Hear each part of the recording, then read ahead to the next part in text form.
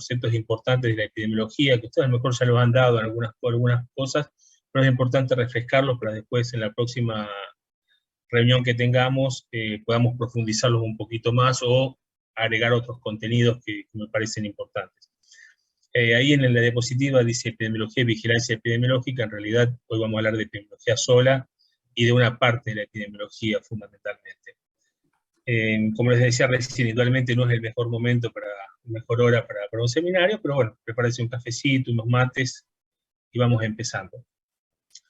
Indudablemente que la epidemiología ha resurgido, apareció nuevamente con mucha fortaleza en la charla de todos, es decir, quien más, quien menos ha dado opiniones con respecto a variantes, a cómo son los periodos de incubación de una enfermedad, a cómo se contagia, etc. La cuestión es que justamente la epidemiología a partir del año 2009, cuando fue el tema del COVID y también el tema ¿me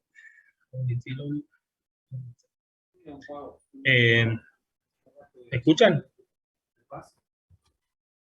Hola, ¿me escuchan? Sí, se escucha bien. Sí, perdón, profe. perdón. Bien. Como que por un momento se cortó, profe, pero Bien, ahora bien, sí lo perdón. escuchamos. Ahora se escucha bien. Bueno, como le decía, a partir de la pandemia del 2009, con el N1H1, la gripe A, empezó a resurgir, y bueno, los últimos 2 años hemos estado bastante divertidos, hablando permanentemente del COVID. Sí, en el hizo Dolce que... al General Paz, papá. No. Sí. A ver, vamos a tratar de buscar para mutearlos. Fuimos al Alvear, estaba cerrado, fuimos a otro de General Paz, estaba cerrado, y fuimos al Super. Bien, vamos viendo, a ver. Carga más y yo te... Tenés el micrófono abierto. Sí, estoy viendo para mutearlos. No sé, me parece que ahí ya muteé a todos. Disculpen. Bueno, básicamente entonces el tema, como les decía, ha sido muy importante el resurgir que ha tenido la epidemiología en estos últimos años, en esta última década.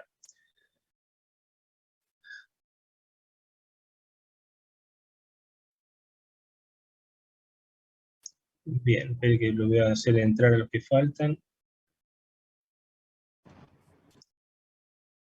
Bien, entonces como les decía, bueno, básicamente, ¿qué es la epidemiología? A grosso modo, no sé por qué no me está, ahí está. A grosso modo podríamos decir que la epidemiología, basándonos en la definición de los griegos, es el estudio de la población, de lo que está relacionado con la población. Esa es una definición, es decir, eso es la etimología de la palabra. Pero bueno, ya vamos a ver ahora, después de algunos ejemplos, a la definición que usamos actualmente. De epidemiología ya se viene hablando hace muchísimos años. Existe un trabajo muy importante que se llama de aire, aguas y lugares, que fue desarrollado por Hipócrates. Imagínense en la época esa, año 400 a.C. aproximadamente, en la cual se planteaba la importancia de los factores ambientales. Es de una descripción muy detallada de los problemas que traía el agua, de los problemas que traía el ambiente, la forma... describía como esos elementos como forma de contagio, etc. Pero lamentablemente ese nacimiento de la epidemiología a partir de la era romana empieza a decaer debido a que esas teorías empiezan a ser combatidas y empieza a surgir otros pensamientos, como fundamentalmente el que está relacionado con toda la parte religiosa, en la cual se empieza a pensar en concepciones mágico-religiosas, en la cual justamente hace todo un retroceso de la epidemiología, y que esa epidemiología queda prácticamente en su estado más básico hasta el año 1747, en el año en el cual se hace lo que podríamos denominar el primer trabajo científico epidemiológico. En el año 1746 la flota inglesa de mercantes, fundamentalmente, empieza a notar que cuando salían de los puertos de Inglaterra y llegaban a los puertos de las colonias, y llegaba mucha gente enferma y muchos morían en el viaje. Y no sabían la causa, no sabían bien por qué, tenían que estudiarlo, no porque a lo mejor les importara mucho la mano de obra, sino porque realmente era un costo muy importante para ellos, porque quedarse mano de obra no tenían gente que pudiese subir y bajar los elementos de los barcos, etc. ¿Qué es lo que notan entonces? Ellos empiezan a notar que las personas, los pasajeros que iban en esos barcos, empiezan a tener, según definición de ellos mismos, tenían encías podridas, tenían manchas en la piel, lasitud y debilidad en las articulaciones, en las rodillas fundamentalmente. Y eso se acompañaba también de cansancio y debilidad. Esas encías tenían que, si sangraban muy fácilmente, tenían los pacientes hemorragias en la piel, y eso podía determinar con sangrados en orina, sangrado nasal, sangrado en las heces. Eso podía determinar también en algunos pacientes una anemia importante, una insuficiencia cardíaca y la muerte de los pacientes, de las personas. Entonces empezaron a investigar y detectaron que lo que tenían en común todos esos barcos era fundamentalmente la alimentación. Y se caracterizaba por estos elementos habitualmente. Esto es lo que llevaban los barcos cada vez que salían de los puertos ingleses hacia las colonias. Teniendo en cuenta esto, dijeron, bueno, vamos a modificar la alimentación de algunos, vamos a agregarle algunos alimentos. Entonces a un grupo le dieron un cuarto de galón de sidra 3 veces al día, que la pasaban bastante bien los muchachos, no sé cómo andaban, pero la pasaban bien. A otros 2 cucharadas de vinagre 3 veces al día, no, muy lindo. A otros media pinta de agua de mar, no se las recomiendo realmente.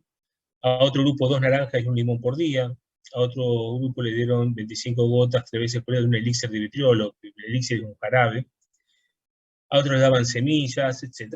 Bueno, ¿y ustedes qué piensan? ¿Cuál creen que fue el grupo que anduvo un poquito mejor? El de las naranjas. ¿El de qué, perdón? El de la sidra. El de la sidra la pasaron bien, pero los que anduvieron mejor fueron los de la naranja y el limón. Es decir, los de la sidra no se acordaban qué fue lo que pasó, pero bueno, básicamente los otros anduvieron mejor, es decir, no se enfermaron. Bien, y ustedes fíjense que, bueno, estos son dibujitos. ¿Cuál fue el resultado? Que únicamente, justamente, como dijeron ustedes, mejoraron aquellos que consumieron naranjas y limones. Y entonces, ¿qué fue lo que descubrieron ustedes? Descubrieron la cura del escorbuto.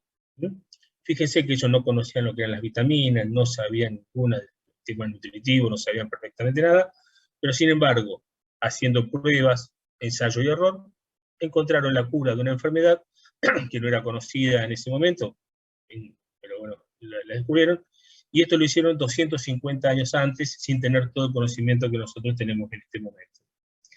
Teniendo en cuenta también que en ese momento la concepción predominante era la miásmica. ¿Qué quiere decir eso? Era que lo que enfermaba a la gente eran las emanaciones fétidas del suelo, las aguas impuras, el ambiente que estaba contaminado, esas cosas, no se pensaba en alguna otra cosa que pudiese producir enfermedades. Y también había una cuestión de concepción de la medicina social, en la cual se hablaba fundamentalmente que, bueno, lo que enfermaba a la gente era, por ejemplo, entre otras cosas, la pobreza. Bien. En el año 1854 empieza a haber en Londres también una cantidad de pacientes muy importantes, los cuales comenzaron con dolor abdominal, con irritación de las mucosas, diarreas acuosas, con un número elevado de posiciones, hasta 30, 40 y 24 horas, deshidratación. Todo ese cuadro es bastante característico de una enfermedad que se llama cólera, que acá en Argentina, en el norte especialmente, ha habido algunos episodios. Por suerte no se propagó, hubo un momento que realmente se pensó que se iba a propagar al resto del país, por suerte no llegó, pero es decir, producen realmente cuadros diarreicos muy importantes. Esos episodios ya se conocían en Inglaterra. Habitualmente cuando pasaban estas epidemias de cólera, diezmaban a la población y quedaba, es decir, morían el 20% de la población, o sea, eran cuadros muy importantes que hacían que les tuviesen mucho miedo. Entonces, en ese momento aparece un investigador, un médico, que era un anestesista inglés, que empezó a trabajar, y ese médico se llamaba John Snow, que no es precisamente, porque está acá el de la Guerra de Tronos, sino que es John Snow, que empezó a hacer un trabajo y empezó a pensar un poquito qué es lo que pasaba. Entonces dijo, bueno, se está muriendo mucha gente, vamos a agarrar un mapita y vamos a marcar las casas donde fallecen las personas. Entonces comenzó con lo que es el primer trabajo que actualmente se conoce como georreferencia, es decir, agarró un mapa y empezó a marcar lugares donde la gente moría. Y actualmente con el COVID también se hizo, es decir, se agarraba un mapa y se decía, acá hay un caso de COVID, especialmente al principio, ya cuando eran muchos no, pero bueno, al principio cuando había pocos casos, acá hay un caso y empezaban a trabajar alrededor a ver qué es lo que pasaba. Bueno, acá se hizo eso, y entonces lo que hizo Jon Snow es tomar el mapa de Londres y empezó a marcar puntitos en los lugares donde la gente se enfermaba, o moría, mejor dicho. Porque eso era el dato que tenía fehaciente, porque lo conseguía de la iglesia, porque la gente iba a denunciar a la iglesia el fallecimiento de los familiares. Y todos esos puntitos que ustedes ven en ese mapa son los lugares donde había fallecido. ¿Y ustedes qué les llama la atención de este mapa? En realidad es una parte del mapa, pero ¿qué les parece a ustedes? ¿Los puntitos son todos en forma homogénea o tiene una distribución rara? Están agrupados en el medio. Están casi todos, hay una concentración importante en el medio. Y el mapa ese también tenía, vamos a ver si lo puedo marcar, tenía estas zonas. Estos cruces eran los que los lugares donde la gente, las bombas de agua, donde la gente extraía el agua para poder consumir. Es decir, piensen que en esa época no había agua corriente, así que la gente andaba con un baldecito, buscaba agua y se lo llevaba a su casa. Y fíjense que acá hay una bomba de agua, y fíjense que alrededor de esta hay mucha gente muerta. Acá hay una bomba de agua, acá hay otra, y no hay tantos muertos alrededor. Entonces, le empezó a llamar la atención ese punto, ese hecho. Empezó a investigar y vio que en Londres había, ya en esa época existían las cloacas, no el agua corriente, pero sí las cloacas, o sea, la eliminación de excretas se hacía a través de cloacas, no es que había baño, corredor, esas cosas, pero sí la gente, después, los desechos domésticos los tiraban en un lugar, y entonces él encontró que la empresa esta, había dos empresas, en una en la cual, en estos dos barrios de Londres, tenía mucha mayor cantidad de muertes con respecto a la otra empresa. Pero aparte, ¿qué otra cosa notó? Es decir, pero estos son números absolutos. Por ahí cuando nosotros hablamos de números absolutos, no nos da una idea concreta de la gravedad, porque si yo, por ejemplo, siempre me llamó mucho la atención durante el COVID, que se hablaba siempre de que Argentina, por ejemplo, tenía 80.000 muertos, pero, perdón, 80.000 casos, 80.000 casos un día, pero Estados Unidos tenía 200.000. Bárbaro, sí, es más 200.000 que 80.000. Pero cuando nosotros comparamos la cantidad de casos sobre la cantidad de población de cada uno, nos daba que nosotros en realidad deberíamos haber tenido, teniendo como en cuenta la base de la población de Estados Unidos, deberíamos tener 320.000. O sea, realmente el número absoluto no aporta, excepto que, sí, por ahí si uno quiere comparar el mismo hecho permanentemente, pero cuando en realidad lo que queremos es compararnos con otros lados, no aporta porque es importante tener en cuenta otros factores. Entonces eso es lo que hizo Jon Snow. Agarró, tomó, hizo la cantidad de muertes por cólera de la empresa 1, la cantidad de muertes por cólera de la empresa 2, y definió la cantidad de casas que tenían servidas de estos dos empresas. La empresa 1 tenía 40.000, la otra 26.000. ¿Y eso qué le dio? Una tasa de muertes de 71 cada 10.000 casos, de 10.000 casas en la número 1, y de 5 cada 10.000 en la número 2, lo cual era altamente indicativo de que había una relación con esta empresa. El tema era que esta empresa recibía las aguas por debajo de las zonas discretas, de las cloacas. Eso determinaba que la gente, básicamente las bombas esas, tenían agua que estaba contaminada. La otra empresa la tomaba un poco más arriba, por eso a partir de ese momento se cambió el lugar de extracción y se lo llevó bastante más arriba en el río Támesis. Con esto, ¿ustedes qué descubrieron? Descubrieron la forma de contagio del cólera, que no es nada, que es algo muy, muy importante. Ustedes piensen que en esta época todavía no se conocía lo que era el vibrón colérico, no se conocían las bacterias todavía. Entonces, este fue el primer trabajo, a partir de él se lo conoce como la primera revolución epidemiológica, justamente, en la medida que pudo predecir las características de la gente aún antes de que se desarrollara la microbiología. La microbiología con los gérmenes, todas esas cosas empiezan a aparecer en el año 1800, recién casi 30, 40 años posteriores a que ellos ya descubrieron la forma de contagio sin conocer al virión colérico. ¿De acuerdo? Esa es la importancia que tiene. Y a partir de estos hechos es que comienza a surgir la teoría bacteriológica, en la cual las bacterias fueron consideradas las causas de todos los males. Partamos de una base. La gente en esa época se moría a los 30, 32, 35, 40 años, ya 40 años era un veterano de aquellos. Yo ya se debería ser un anciano decrépito. En esa época la gente se moría joven, entonces la gente no tenía enfermedades de otro tipo. Y la gran mayoría de las enfermedades estaban directamente relacionadas con causas bacterianas, o, bueno, ellos conocían bacterias, únicamente lo conocían los virus, le echaban la culpa de todos los males a las bacterias. Y por eso es que surgió la teoría unicausal, es decir, si vos estabas enfermo tenía una bacteria, si vos estabas enfermo el de al lado tenía una bacteria también, entonces era todo, por eso se consideraba una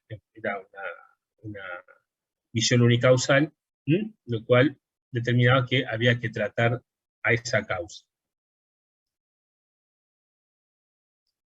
Siguiendo un poquito con la historia, nos venimos un poquito más acá, ya en Londres en 1948, que es la época de, pensemos, ubiquémonos un poquito en el lugar, 1948, fin de la Segunda Guerra Mundial, en Londres devastada también por la cantidad de soldados que volvieron mutilados, enfermos, con problemas psiquiátricos, etc.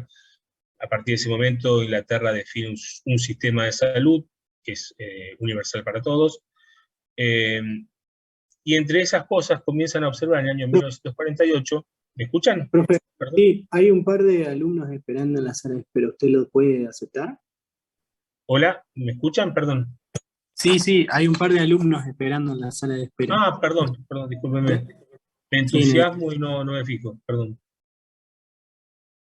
No tengo nadie acá. No tengo nadie esperando. Bueno, ahora le pregunto, porque me dijo que te mande. Ahora me fijo a ver qué me dice. No tengo nada en sala de espera. Bueno, básicamente entonces lo que apuntaba es que en esta época en Londres comienzan a notar un aumento bastante importante en la frecuencia del cáncer de pulmón. A partir de ese momento se busca dos investigadores de ingleses, uno Richard Doll y Sarah Fradford Hill, que son dos personas que empiezan a ver, bueno, ¿por qué la gente está muriendo con cáncer de pulmón? Hacen un cuestionario, empiezan a trabajar con la gente, hacen muchas encuestas, y llegan a la conclusión realmente que les llama la atención, porque ellos eran dos fumadores también muy empedernidos. Piensen que en esa época el hábito de fumar era algo muy frecuente, y creo que casi todo el mundo fumaba, en lo cual detectan que la relación más importante era que los pacientes tenían el hábito de fumar. Cuando dan esa noticia, bueno, dicen, no puede ser así, hicieron mal el trabajo, vamos a tratar mejor una situación especial acá en Londres, vamos a hacerle trabajo en otras ciudades de Inglaterra, hacen el trabajo en otras ciudades de Inglaterra y les da exactamente el mismo resultado, la relación directa con el hábito de fumar. Entonces definen hacer un estudio de corte tipo prospectivo, es decir, a partir de ahora empezamos a controlar, tomamos una población que fuma, una población que no fuma, y los controlamos durante 5 años y vemos qué pasa. Resultado final, la relación era inmensamente alta con respecto al hábito de fumar. Por lo tanto, a partir de ese momento, ustedes con ese trabajo epidemiológico detectaron la relación que existe entre el cáncer de pulmón y el hábito de fumar. Esta fue conocida básicamente por partes muy cercanas en tiempo, para nosotros 80 años en este momento es relativamente poco, es la segunda revolución y el renacimiento de la epidemiología, que podríamos decir que la tercera revolución es a partir del año 2009 con el N1H1. En ese momento surge también la tendencia ecológica, en la cual ya empiezan a pensar que existen otras cosas, no únicamente el germen, sino que tiene que reunir otras condiciones. Y empieza a aparecer lo que se conoce como triada agente, huésped, ambiente. Y entonces se empieza a pensar en la teoría multicausal de las enfermedades. No existe una sola causa, sino que hay asociaciones de causas. En la década del 70 comienza a tener mucha influencia, especialmente en los países de América Latina, una epidemiología que se conoce como epidemiología crítica, que es la salud colectiva, en la cual la salud colectiva lo que hace es abordar el proceso de salud-enfermedad a los sujetos a partir de una perspectiva histórica. Es decir, si bien, por supuesto, cada lugar tiene sus características, también tiene su historia. Y eso fue muy importante en los países de América Latina, fundamentalmente relacionado con los pueblos originarios, las conductas, la cultura de los pueblos originarios, en las cuales por ahí muchas veces no se tenía en cuenta y se empezó a respetar esa mirada para trabajarlo desde el punto de vista epidemiológico. En otros lugares del mundo no ha tenido tanta aceptación, pero acá en América Latina especialmente ha sido una postura, una teoría muy desarrollada. Entonces, pensando un poquito en todo este desarrollo histórico, podemos hacer una definición de epidemiología, en la cual la epidemiología es el estudio de la distribución. Perdón, es el estudio. El estudio, ¿por qué? Porque hay un trabajo científico, es sistemático, uno estipula bien cuándo hay que hacerlo, en qué momentos. Está basado siempre en datos, como siempre decimos, dato mata relato. Nosotros podemos pensar cualquier cosa, pero si no lo podemos mostrar con números, desde el punto de vista epidemiológico, desde el punto de vista científico, no existe. El estudio de la distribución, es decir, la distribución es la frecuencia con que aparecen las situaciones, o el patrón que tiene, las características que tiene. De los determinantes, como ya vamos a ver algunas cosas, que son las causas y factores de riesgo. Y de los estados relacionados con la salud y eventos, no solo con las enfermedades. Esto es muy importante, debido a que partamos de la base de que muchas veces existen, la epidemiología estudia también procesos de salud, no únicamente procesos de enfermedad.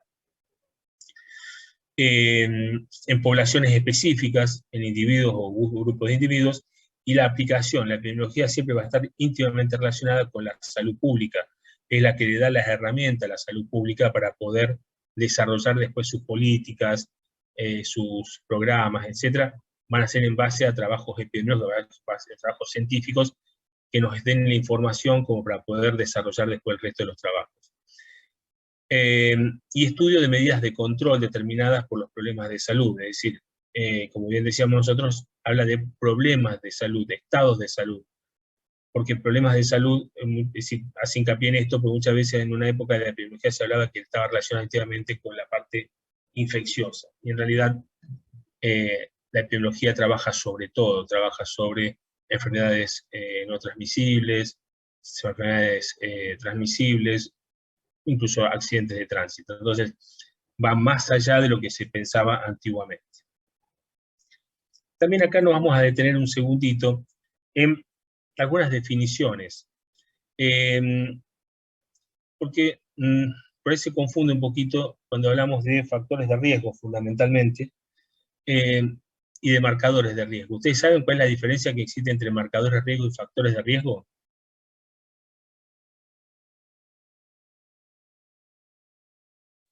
No, profe. ¿No? Los marcadores de riesgo son aquellas condiciones que se asocian con un riesgo mayor de que aparezca una enfermedad, pero no pueden ser modificados. Ejemplo, el sexo, la edad, la raza. Hay cosas que nosotros no podemos manejar, no podemos modificar. Y eso se llaman marcadores. En cambio, aquellos que nosotros podemos modificar son los que conocemos como factores de riesgo. ¿De acuerdo? Ejemplo, el hábito de fumar, esas cosas son factores de riesgo, en tanto que la edad, el sexo se consideran marcadores de riesgo.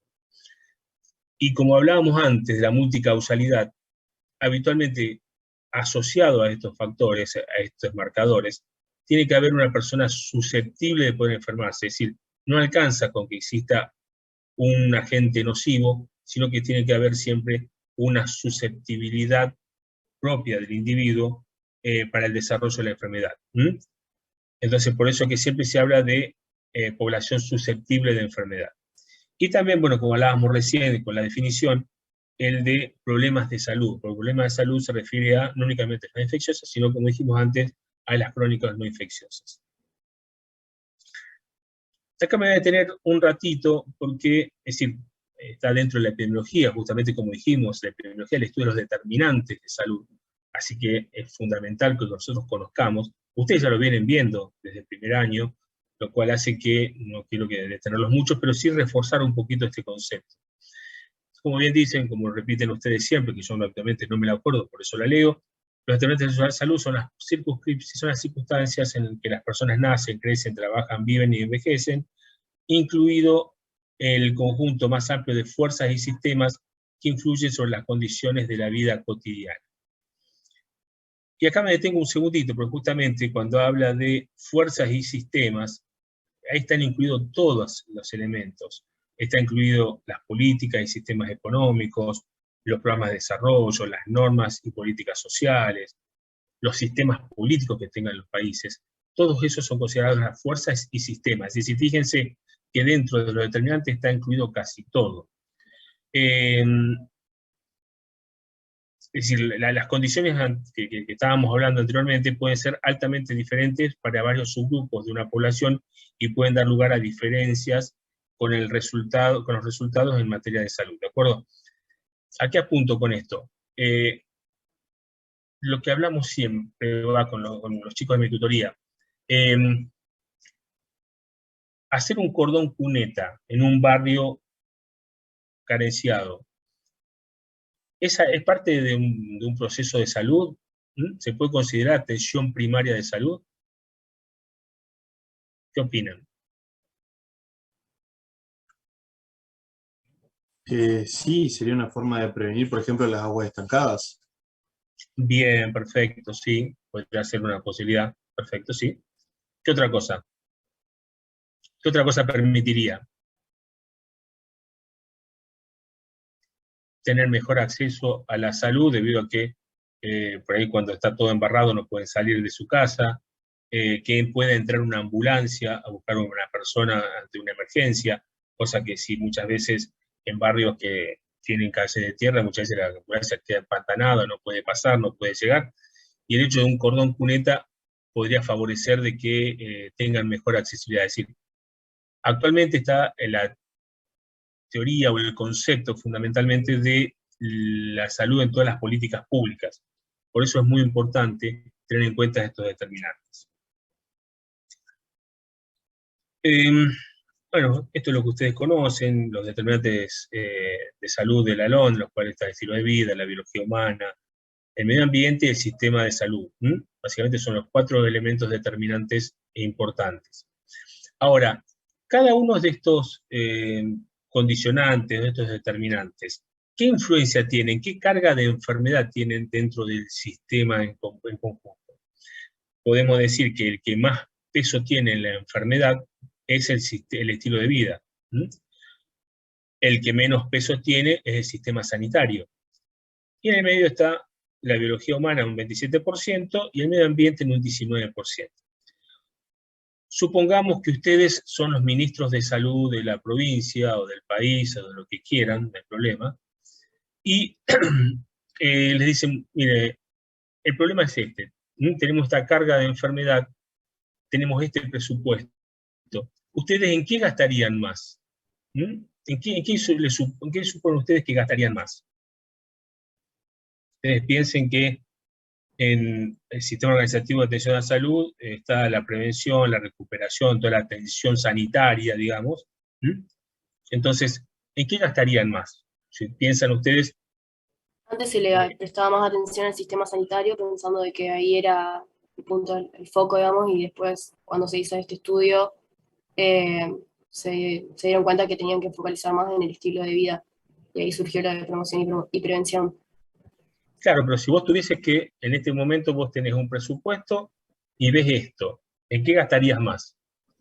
En el estilo de vida. ¿Están todos de acuerdo? Uno más. Sí, porque es lo que más tiene peso, digamos. Bien, perfecto. Ahora fíjense lo que pasa, esto acá es del sistema americano, porque en todos los sistemas pasa exactamente lo mismo. Lo que dijo Sol está perfecto. Fíjese que el sistema de salud, el sistema de cuidados, representa el 11% de la carga de enfermedad y se lleva el 90% del presupuesto. La biología humana, el 7,9%, y el estilo de vida, que es el que más tiene, que tiene un 43%, se lleva el 1,5%. indudablemente, ¿ustedes por qué piensan que es así?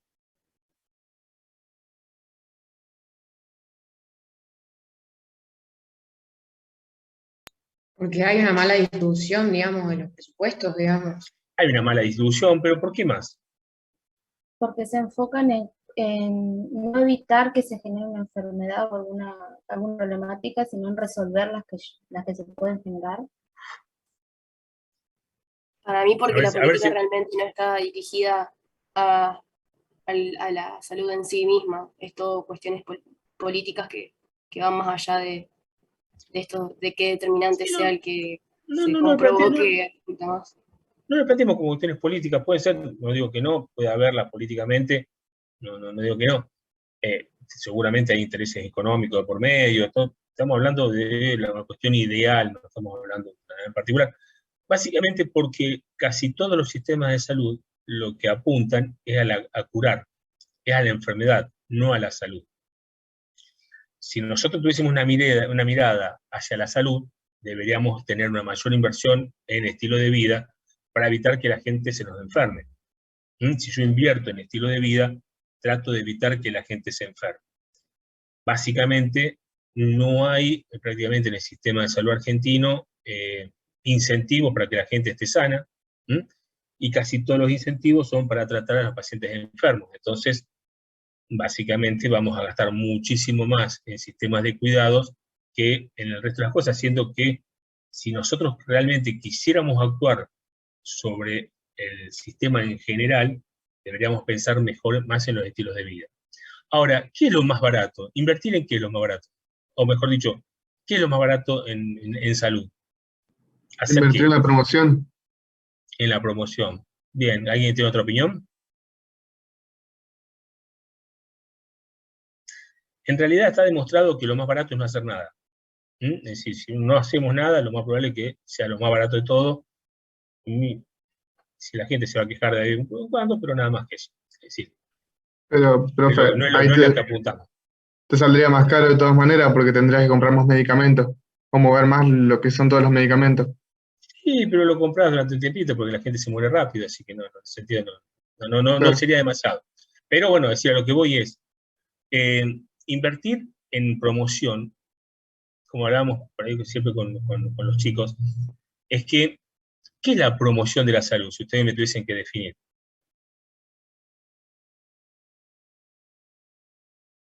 Por definición, ¿qué es la promoción de la salud?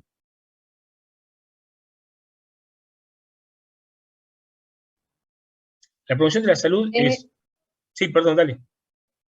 No, quiero decir que es un proceso de educación que permite a las personas incrementar lo que es su calidad de vida para mejor. Perfecto, bárbaro. Pero ¿haciendo qué cosa? Modificando conductas. Si yo voy a hacer promoción de la salud cuando consigo que la gente modifique una conducta. ¿Qué ocurre? Hacer que la gente cambie conductas es muy difícil. No es fácil. Y muchas veces, ustedes, cuando uno les pregunta en un final, hablando, promocionan, no, vamos a hacer una charla sobre nutrición saludable, alimentación saludable, o sobre actividad física, o sobre lactancia materna. Una charla no es promoción de la salud. Una charla son herramientas que apuntan a la promoción de la salud, es lo que se conoce como educación para la salud. Son las herramientas. Promoción de la salud es si yo consigo de acá a 5 años modificar una actitud. Si yo consigo que en los kioscos de los colegios se vendan más, qué sé yo, elementos saludables, se vendan más frutas que alfajores. Eso sería promoción de la salud. O sea, mejor dicho, más que se vendan. Que la gente vaya y compre, desee comprar más, o interprete que es mejor comprar una naranja, una manzana, una pera, que comprarse un alfajor. O clavarse un sándwich de, qué sé yo, de jamón y queso. Eso es, ahí puedo decir si hice promoción de la salud.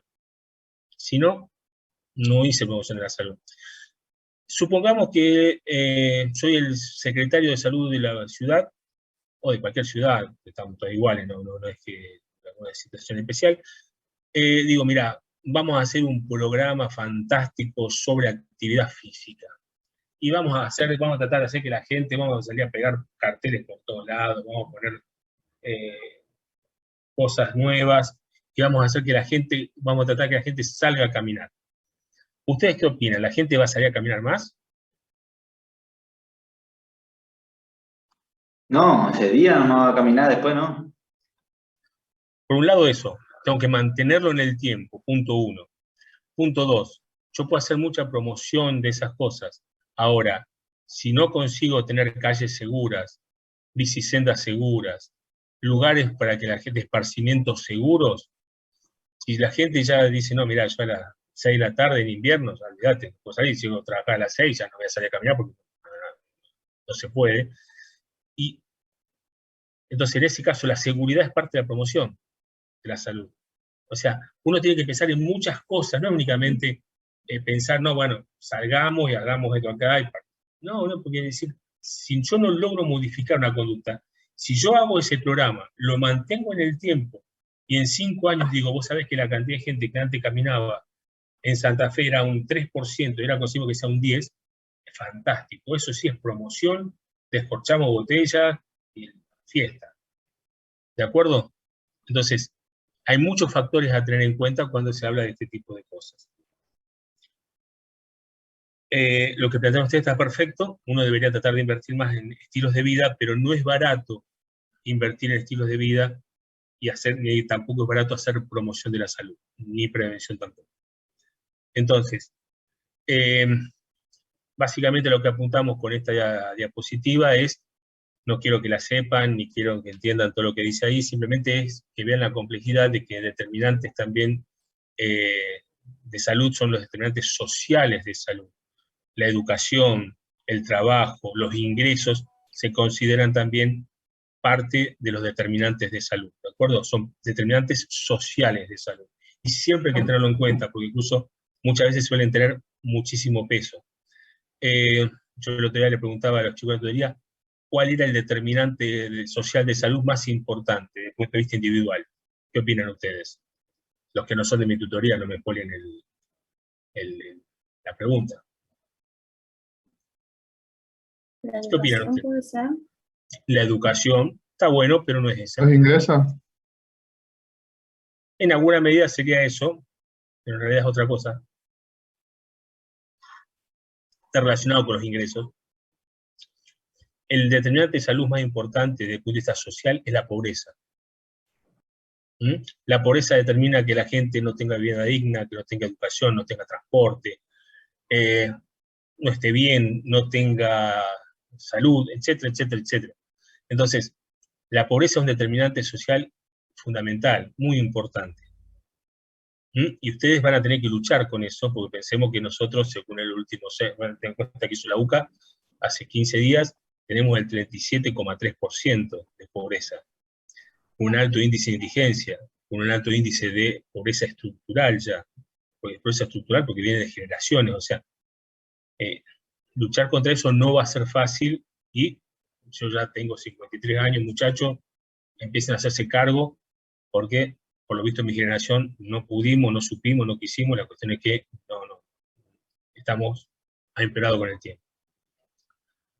Entonces, teniendo en cuenta todo esto, pensemos cuáles son las funciones básicas de la epidemiología.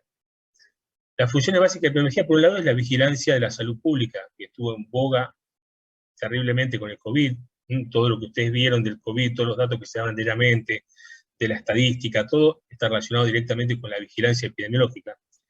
Investigaciones de campo, todo lo que ustedes veían, por ejemplo, de vacunas, los trabajos que había sobre vacunas, entonces ahí se hicieron en base a la epidemiología también. Estudios analíticos, la evaluación, evaluar los determinantes de salud también. Y también ahora actualmente se postula que hay una sexta función básica de la epidemiología, que sería la elaboración de políticas. Hasta hace un tiempo se decía que no era así, que la epidemiología lo que hacía daba datos, y los que actuaban eran los políticos, la parte política encargada de la gestión. Actualmente casi todos los equipos de ministerios, secretarías, todos tienen epidemiólogos que trabajan con ellos, y justamente también dan su opinión Así que se considera que la epidemiología también aporta para la elaboración de políticas públicas.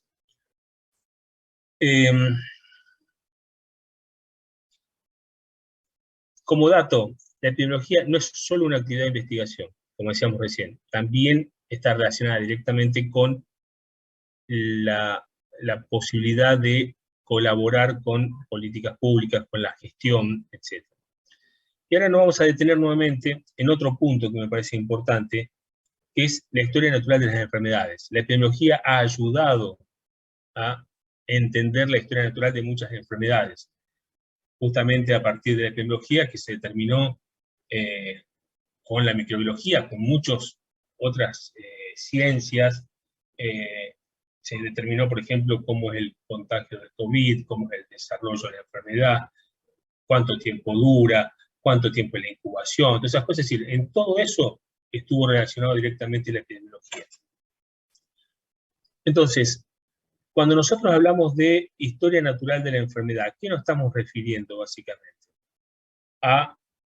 Es decir, al curso de la enfermedad desde el inicio hasta su resolución, sin la intervención médica, sin que haya ningún tipo de intervención médica.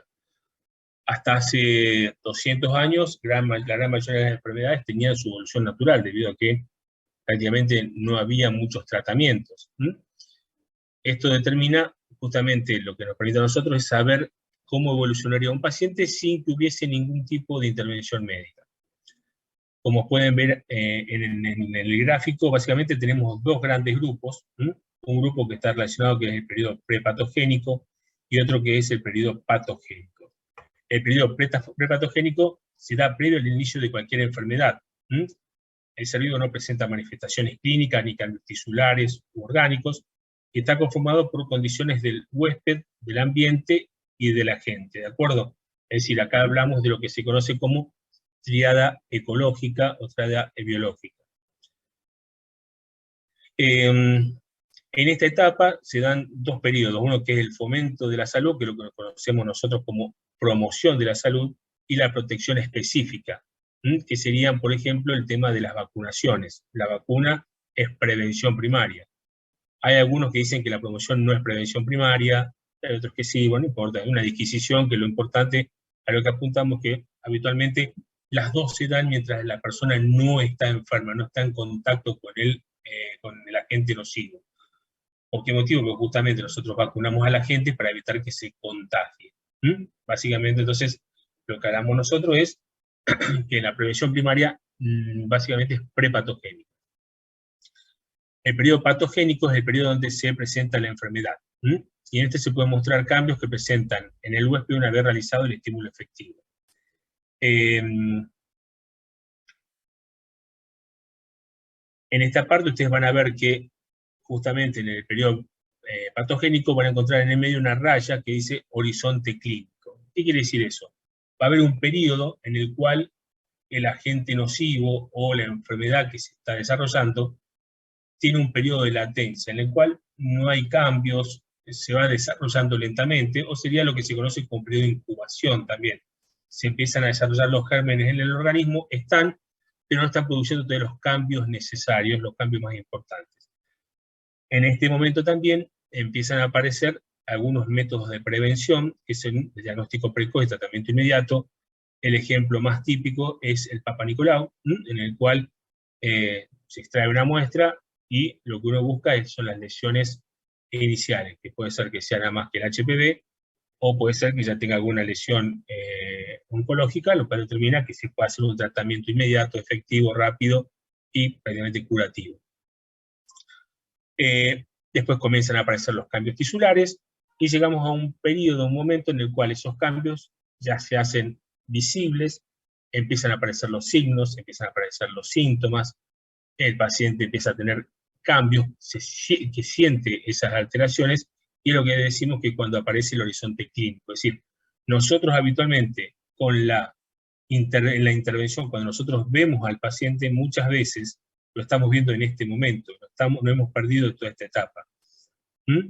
Entonces, este es el periodo en el cual ya el paciente empieza a tener signos y síntomas, y esta enfermedad puede llevar al defecto daño, del cual determine la resolución de la enfermedad. La resolución de la enfermedad puede ser que vuelva a estar como al principio, que el paciente quede con alguna lesión crónica, o que el paciente o que se muera. Básicamente son las tres opciones que tiene una persona después de una enfermedad. Durante la enfermedad nosotros podemos tratar de limitar el daño. Por ejemplo, un paciente con, no sé, tiene algún abuelo o algún familiar que tiene una fractura de cadera, cada vez se lo trata de levantar lo más rápido posible, de que empiece a hacer actividad lo más rápido posible. ¿Por qué motivo?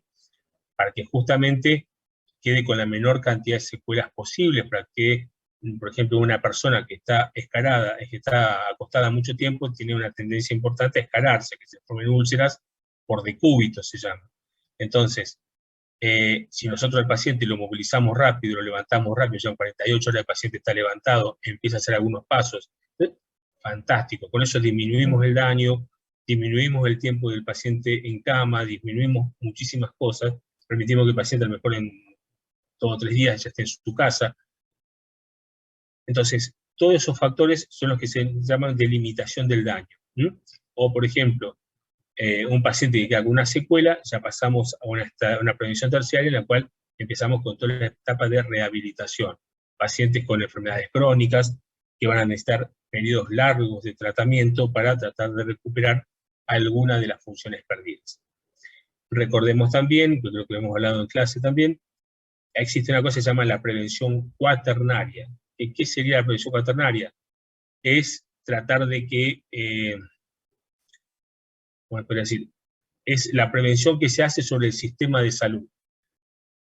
Ustedes saben de que una de las actividades más riesgosas que hay en el mundo es ir a un sanatorio. Está catalogado que un paciente internado tiene casi los mismos riesgos que hacer jumping, saltar de un puente, por ejemplo. Entonces, se está trabajando muchísimo sobre conceptos que ustedes habrán escuchado: calidad de la atención médica, eficiencia, efectividad, seguridad del paciente, que actualmente se está dando mucha manija. Es muy importante que ustedes también empiecen a desarrollarlo desde que empiezan a ir al hospital. El tema, aunque les parezca una pavada, el tema del lavado de manos es fundamental. Entonces, son todos elementos que ayudan a prevenir que el sistema de salud nos agreda. Básicamente, eso es la prevención cuaternaria. ¿Se entiende esto? ¿Quieren preguntar algo? ¿Tienen alguna duda?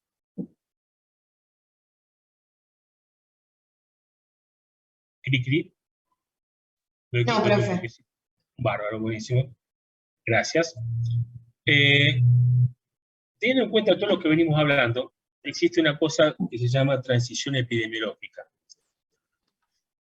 ¿Qué sería la transición epidemiológica? Como dice ahí, la industrialización, el mejoramiento de la nutrición, la vivienda, la sanidad, el agua potable, el drenaje, o sea, el hecho de que haya cloacas, así como el desarrollo de antibióticos, vacunas y el establecimiento del sistema de vigilancia epidemiológica, permitieron el control relativo de tales enfermedades, de muchas de las enfermedades infecciosas fundamentalmente, junto con la menor mortalidad infantil, la promoción de la salud, ha conducido a un aumento de la esperanza de vida.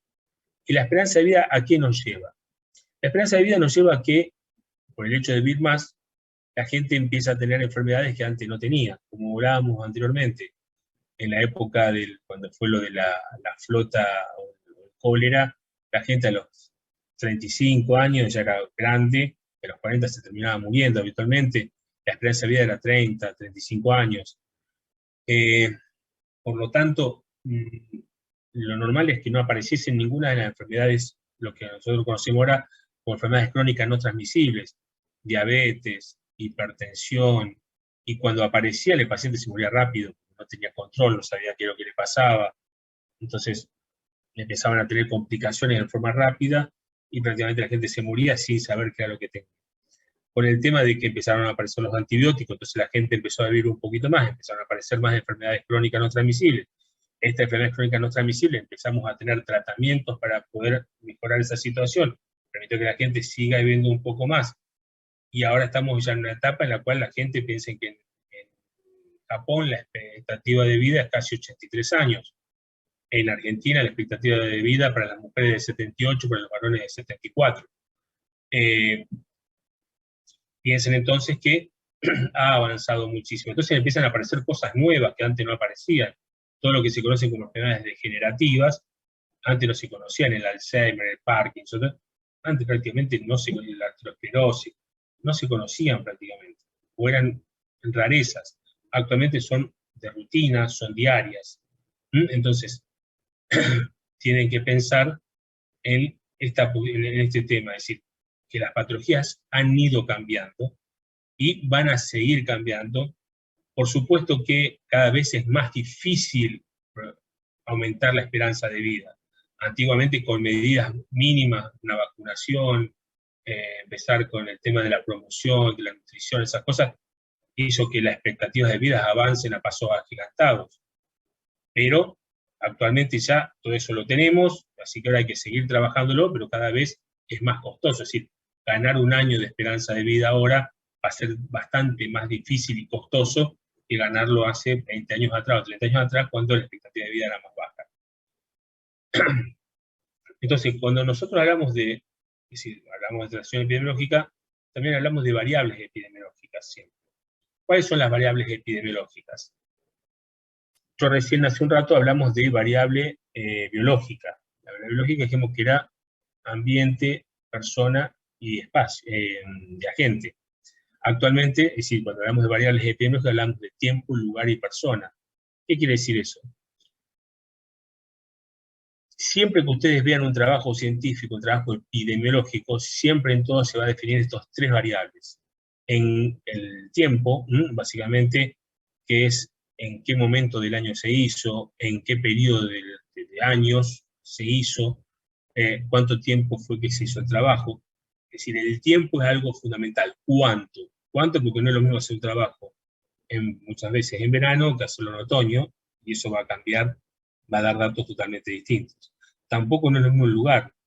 No es lo mismo un trabajo que se hace en Rosario o en Santa Fe a uno que se hace en Ushuaia, a uno que se hace en La Quiaca.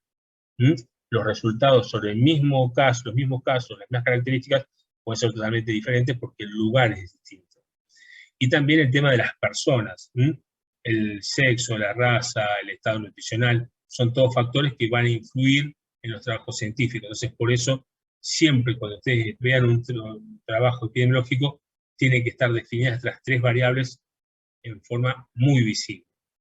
Teniendo en cuenta esto que estamos hablando, los determinantes relacionados con persona, con lugar y con tiempo, básicamente van a formar parte del proceso y determinar lo que hablábamos recién: persona, lugar y tiempo.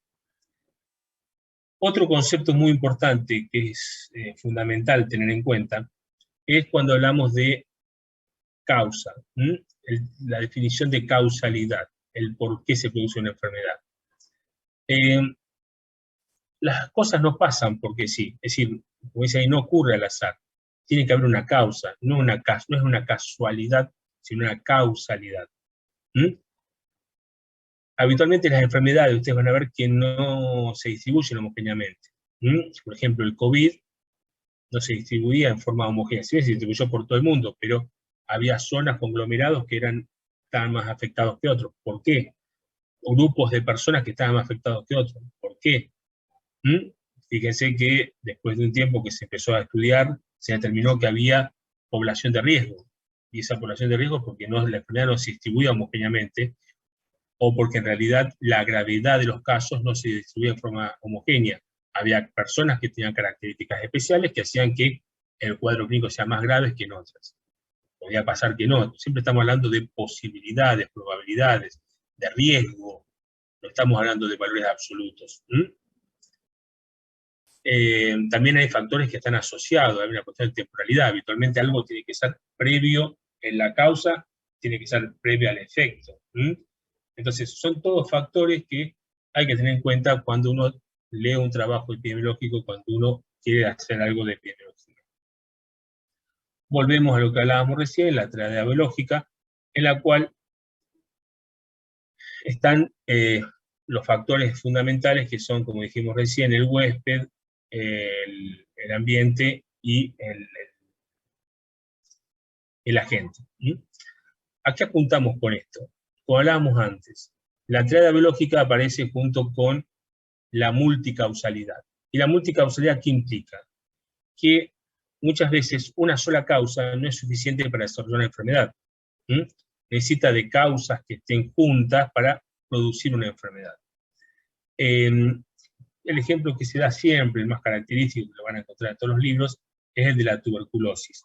Ustedes fíjense acá, dice causa suficiente 1, 2 y 3. En las 3, ¿qué letra se repite? La A. ¿Alguien enseñó? La A, perfecto. ¿Alguna otra letra se repite en los 3?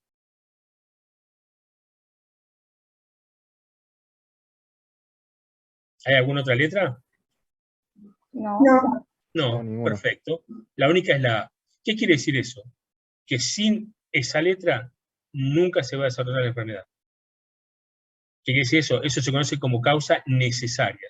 En el caso de la tuberculosis, la causa necesaria es el Mycobacterium tuberculoso. ¿Mm? Si no está el Mycobacterium, nunca nadie se va a enfermar de tuberculosis. Por más que pueda tener otras causas dando vuelta, si no está el bacilo, no va a haber. ¿Están de acuerdo?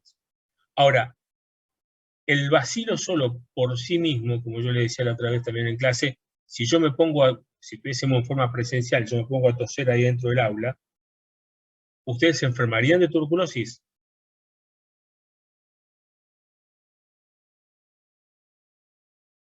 ¿Se enfermaría de tuberculosis? Si yo empiezo a toser, estoy con tuberculosis, empiezo a toser, tiro bacilo para todos lados, ¿ustedes se enfermarían?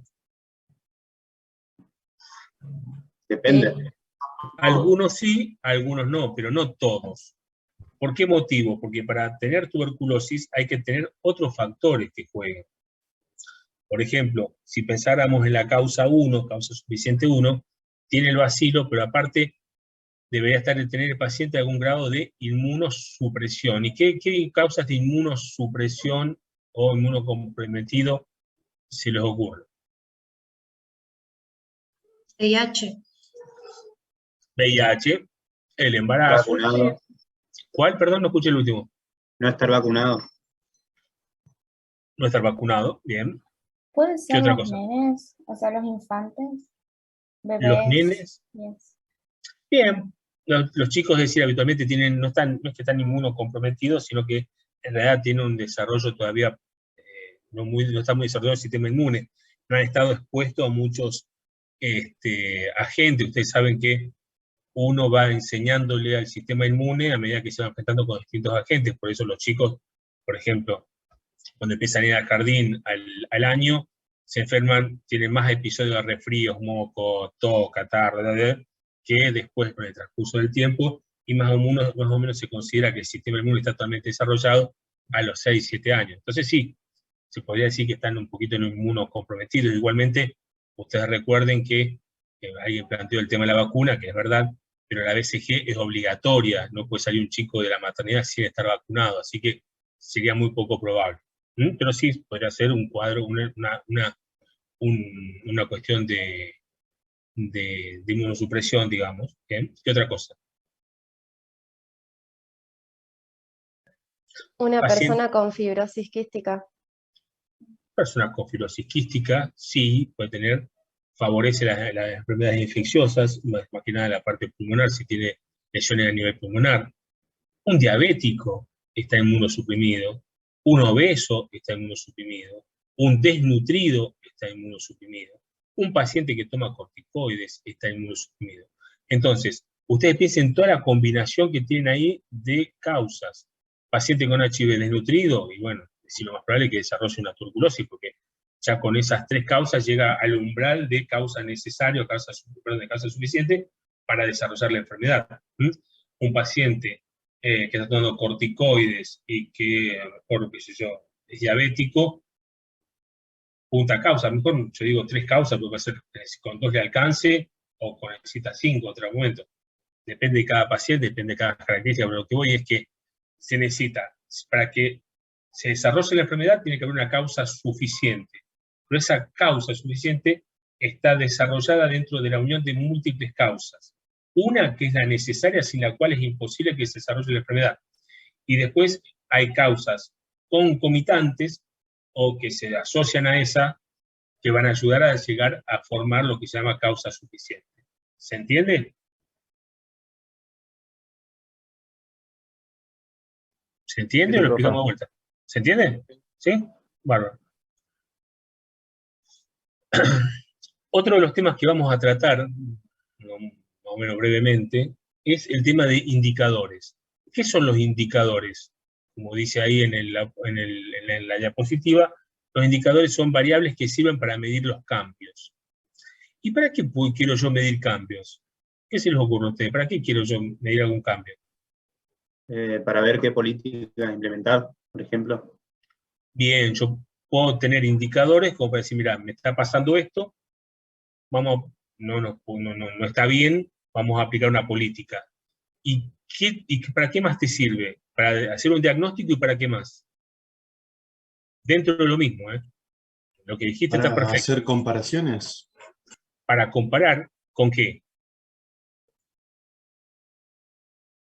Si me dio resultado o no. Por ejemplo, es decir, yo tengo hecho el diagnóstico de un problema de salud, hago una política y tengo que saber si esa política dio resultado o no. Entonces tengo que evaluarla al final del proceso. Ese es un problema que tenemos habitualmente en todos los países, siempre digo Argentina, pero bueno, en muchos países, pero habitualmente los países más desarrollados tienen menos frecuentemente este tipo de problemas, es que se hace un diagnóstico, se hace una política y nunca nadie mide para saber si realmente dio resultado o no. Entonces nunca sabemos si lo que hicimos fue útil o no, si lo vamos a mantener en el tiempo, si no, mira, no sirvió para nada, cambiémoslo, busquemos otra posibilidad, busquemos otra cosa, porque no está dando resultado. Eso no suele pasar. ¿Qué otra cosa le llama? ¿Para qué otra cosa puede servir medir eso? ¿Para qué otra cosa nos puede servir los Para indicadores? observar los cambios de la población. Bien, sí, cambios de la población. Pensemos que estamos hablando de epidemiología. Por ahí cuando hablas de población solamente, estás hablando de demografía. Pero sí, la demografía está íntimamente relacionada con la epidemiología. ¿Para qué otra cosa les puede servir? Me puede servir para compararme con el vecino. Si yo tengo un problema de salud y resulta que el vecino tuvo el mismo y lo solucionó o mejoró la situación, bueno, yo me voy a comparar y decir, bueno, ¿qué hizo él? Y bueno, busquemos, a ver, veamos si nosotros esto se puede aplicar acá también. Entonces, yo me puedo comparar con el vecino. Si el vecino está mejor que yo con un indicador, yo puedo ir a verme al vecino y decir, mira, ¿qué hiciste de bueno? ¿Por qué está? Ah, mira, qué bueno lo que hiciste. O que venga el otro y me diga, mira, ¿por qué estás vos mejor que yo? Y porque hicimos esto, nos pareció bien trabajar en determinada situación, buenísimo, y él, si le sirve, lo puede aplicar o no. Eso es lo que se denomina benchmarking. Es decir, que muchas veces se dice que es copiar. En realidad no es copiar. En realidad el benchmarking es tomar cosas de alguien que ya lo hizo, que ya desarrolló una situación, y que a nosotros nos puede servir dentro de nuestras características, porque no todos podemos copiarlo exactamente igual. Es raro que copiemos algo exactamente igual y que tengamos un resultado que el otro. Siempre, pero sí se pueden tomar algunos elementos. Entonces, para comparar, nos sirve muchísimo. ¿Para qué otra cosa se les ocurre que puede servir? Comparar, estoy hablando de provincias, comparar un cirujano que resulta que está haciendo una cirugía y tiene supongamos, un 95% de efectividad con esa cirugía, de eficacia, de efectividad. Resulta que el de al lado tiene 98. Entonces me empecé a decir, bueno, ¿y qué hizo este acá? ¿Por qué tiene mejor resultado que yo? Puede ser que a lo mejor los pacientes sean más simples, entonces tenés que investigar por qué. Entonces, bueno, no, está bien. Las cirugías que él tiene son más simples que la que hago yo. Yo tengo casos más complejos, más difíciles, entonces, bueno, lo que él está haciendo, estamos haciendo exactamente lo mismo, solamente que uno es lógico yo tenga peores resultados. Puede pasar. O diga, no, mirá, está usando una técnica distinta, o a la técnica esta distinta, que yo hago también, hace un paso distinto, y vamos a probar, a ver si yo hago ese paso distinto, tengo mejores resultados. Para todo eso nos sirve. Estoy hablando de un caso particular, pero sí nos puede servir para un servicio de salud, un servicio de cardiología, tiene mejores resultados que otros. ¿Por qué? Todos esos indicadores nos sirven y muchísimo a nosotros para poder evaluar situaciones. Es decir, como decía, contribuir a la evaluación de la atención de la salud, monitorear acciones, evaluar servicios. Para eso nos sirven los indicadores. Evaluar los planes y programas, tanto en lo referente a su rendimiento o adecuación administrativa, como a lo referente a su efecto sobre la población. Son todos elementos necesarios. Ahora, Los indicadores, nosotros podemos tomar indicadores hechos o podemos generar nosotros. La gran mayoría toma indicadores ya hechos, pero si uno quisiera los podría generar. Pero por supuesto que para que nosotros generemos un indicador, debería reunir algunas condiciones como estas, ser lógico, específico, sensible. Bueno. Como hablábamos al principio, cuando dijimos del caso del cólera, cuando nosotros hablamos de indicadores, podemos ver indicadores absolutos o indicadores relativos. Los indicadores absolutos son un número de casos. Que decíamos, hay una empresa, la empresa 1, que tenía tantas casas y tenía tantos pacientes muertos, tantas personas muertas, y la 2 tenía menos. Entonces, pero son números absolutos, es muy difícil comparar números absolutos porque hay distintas poblaciones. Entonces, por ahí lo ideal es trabajar con cifras relativas. Y las cifras relativas, básicamente, los indicadores son 3, que son la razón, la promoción y la tasa. Cuando hablamos nosotros de indicadores, como hablábamos recién, está la razón. ¿Qué quiere decir razón de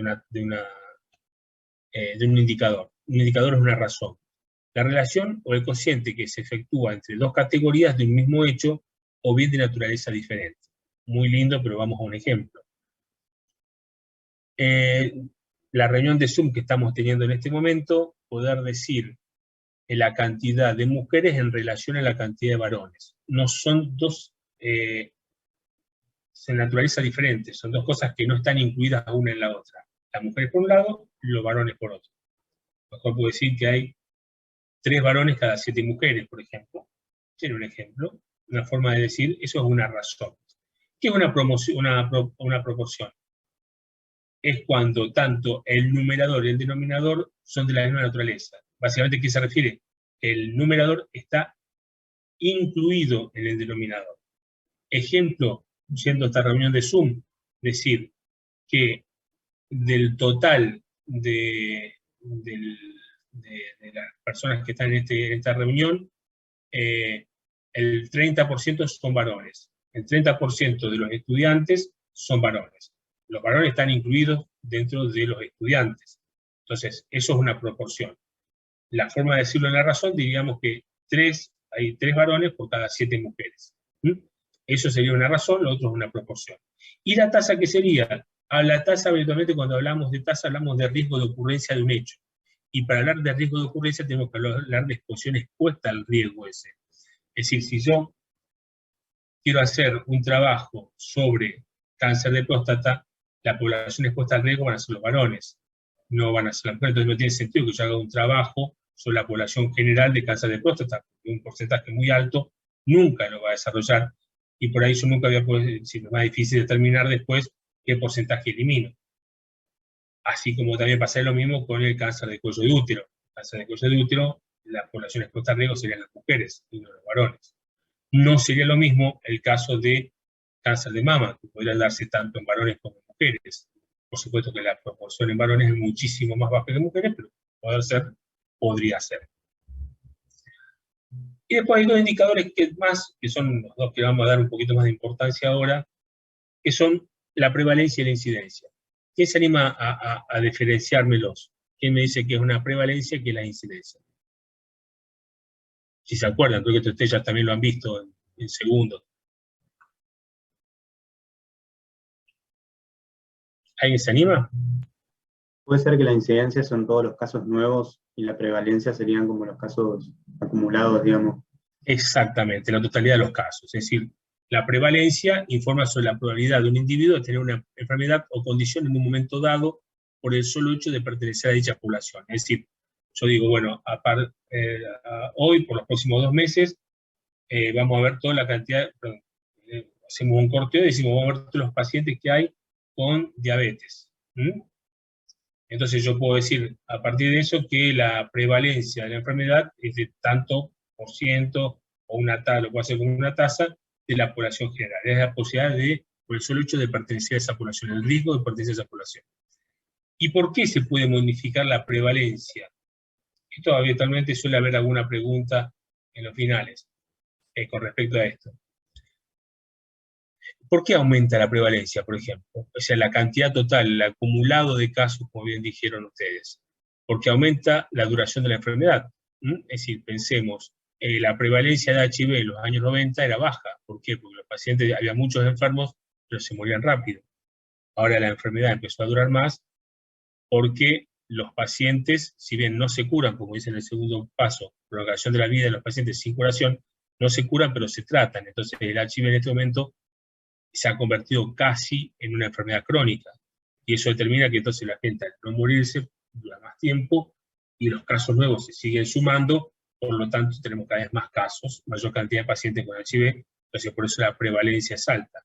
Pasa lo mismo con las enfermedades crónicas no transmisibles, la diabetes, la hipertensión, tratamientos nuevos, el paciente mejora los controles, esas cosas hacen que la gente tenga más años de enfermedad y al morirse, como también decíamos recién, al morirse menos, aumenta la prevalencia por la cantidad de casos nuevos sigue aumentando. También puede ser, como dice en el segundo punto, aumento de los casos nuevos. Al aumento de los casos, va a haber aumento de la prevalencia. Inmigración de casos, es decir, pensemos el caso del COVID en Polonia, con la cantidad de gente que está huyendo de Ucrania. Les aparecen pacientes con COVID nuevos, les aumenta la prevalencia de la enfermedad en el momento, por supuesto, porque la prevalencia del COVID es baja, porque dura 10-15 días y el paciente se cura, se muere. Entonces, pero son casos nuevos de enfermedad. Por ejemplo, puede ser que también dentro de esos 2 o 3 millones de personas que se han movilizado a Polonia, haya mucha gente con diabetes, haya gente con hipertensión, y son gente que a Polonia forma parte de ahora de la población polaca, aumenta la prevalencia de esas enfermedades. O bien puede pasar al revés, que se nos vayan gente sana. Habitualmente la gente que emigra suele ser la gente sana, la gente enferma habitualmente no tiene tendencia a emigrar, lo cual determina que podamos tener un aumento de la prevalencia en relación a la población general. La inmigración de personas susceptibles, es decir, personas que no han estado expuestas a una enfermedad, llegan a un lugar y son más susceptibles de desarrollar la enfermedad porque no están vacunados para esa enfermedad o no han estado expuestos nunca a esa enfermedad. Y si no, la mejora de las posibilidades diagnósticas. Un ejemplo puede ser, hay una enfermedad que antes no se diagnosticaba, o era difícil de diagnosticar, apareció un método diagnóstico mucho más simple, que aumentó la prevalencia. Por ejemplo, la enfermedad celíaca. Hasta hace un tiempo el diagnóstico era únicamente con biopsia. Actualmente ya teniendo algunos laboratorios con algunas características, ha simplificado la posibilidad de diagnóstico, lo cual determina que aumentó la prevalencia de la enfermedad. No sé si realmente aumentó la enfermedad, pero sí, al diagnosticarse más, aparecen más casos. Pasa exactamente al revés, cuando empiezan a disminuir la prevalencia. Menor duración de la enfermedad, elevada tasa de letalidad, o sea, la gente se muere rápido, disminución de casos nuevos, inmigración de gente sana, inmigración de casos de gente enferma, y aumento de la tasa de curación de los casos. Eso es la prevalencia, ¿de acuerdo? ¿Y para qué me sirve a mí conocer la prevalencia? ¿Por qué me interesa tanto saber? ¿Por qué yo hablo tanto de que los CAPS se encargan de las enfermedades prevalentes? Que es la enfermedades que hay mucha gente que está enferma. ¿Y cuáles son las que son prevalentes? Diabetes, hipertensión, obesidad, etc. ¿Para qué me sirve saber eso? Yo formo parte de un CAPS, yo puedo saber, teniendo en cuenta la cantidad de enfermos que tengo, la prevalencia que tengo de esa enfermedad, pedir los medicamentos que yo necesito, tener un stock de determinadas cosas para saber que yo tiras reactivas para poder controlar pacientes diabéticos, etc. Eso nos da predictibilidad, poder predecir qué es lo que va a pasar, poder saber dónde estamos parados. Lo que hablábamos. Y después tenemos la incidencia, que informa sobre la posibilidad, como bien dijeron ustedes, sobre los casos nuevos. Decimos, vamos a ver en este periodo de tiempo, 2 o 3 meses, y definimos cuántos casos nuevos aparecen de esta enfermedad en este tiempo. Entonces, en base a eso yo digo que en el periodo tiempo, como dijimos, en tal lugar, en la ciudad de Santa Fe, en el barrio Barranquita, en la provincia de Santa Fe, en la República Argentina, en el continente americano, siempre definido a dónde, tengo tanta cantidad de casos.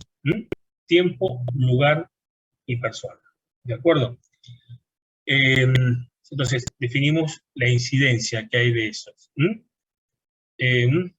Y también podemos saber, también, como decíamos antes, la incidencia es un número absoluto, podemos hacer una cosa que se llama tasa de incidencia, que, como les decía, también me gustan más los números relativos, porque nos da un elemento de comparación. Yo puedo saber si, con la tasa, si realmente, es decir, las personas que están expuestas al riesgo de una enfermedad realmente la van a desarrollar, y la población de otro lugar, si esa gente que está expuesta a la enfermedad también la va a desarrollar, pero teniendo como comparación, elementos de comparación. Si yo tengo en una ciudad 5 millones de personas y tengo 50 enfermos, no va a ser lo mismo que si tengo 10.000 personas y 50 enfermos. Las tasas van a ser totalmente distintas, entonces no nos va a servir como comparación. Los dos son 50, pero resulta que uno es sobre 10.000 y otro sobre 5 millones. Un poco traído los pelos del caso, pero la comparación es esa. Estos números relativos, las tasas, existen múltiples, muchísimas. Yo no quiero que se las sepan, se los muestro ahora, o para que sepan. Hay tasas de natalidad, de letalidad y fecundidad, son diferentes. La tasa de morbilidad, de mortalidad. La mortalidad existe bruta, por causa, de letalidad, mortalidad infantil, neonatal, precoz, tardía, la que se les ocurra. Tasas de morbilidad, incluso siguen apareciendo, como les decía muchas veces. Hay indicadores de condiciones socioeconómicas, que son importantes, que son fundamentalmente, como hablábamos antes, a trabajar mucho sobre determinantes sociales de salud, ingresos. Indicadores de condiciones sanitarias, por ejemplo, porcentaje de la población con agua potable en la vivienda, porcentaje de la población con servicios locales, porcentaje de la población con recolección periódica de residuos. Son datos que son importantes porque nos dan una idea de las condiciones en las cuales viven las personas. Así como también nos va a dar una idea de los indicadores de recursos y prestaciones de salud, disponibilidad de camas hospitalarias en relación a la población, disponibilidad de profesionales de salud en relación a la población, relación médicos, personal de enfermería. Este punto en Argentina es realmente, comparado con otros países, estamos en la lona, tenemos muy poco personal de enfermería comparado con otros países. Porcentaje de muerte con asistencia médica. Después existen algunos que son complejos, indicadores complejos que asocian todos los indicadores, no importa. Lo importante es que para conseguir toda esta información, básicamente lo que se usan son fuentes de información. Están los censos, las estadísticas vitales, los registros hospitalarios son fundamentales, es decir, ustedes recuerdan la UADP1, en la cual Joaquín, creo que era el médico, quería saber cómo era la población. Bueno, una de las condiciones podría haber sido buscar registros médicos, buscar censos, buscar elementos en el CAPS para saber cómo era la población en la cual él iba a trabajar. Bueno, cortamos acá, ya es suficiente por hoy para no se quieran suicidar todos los que quedan.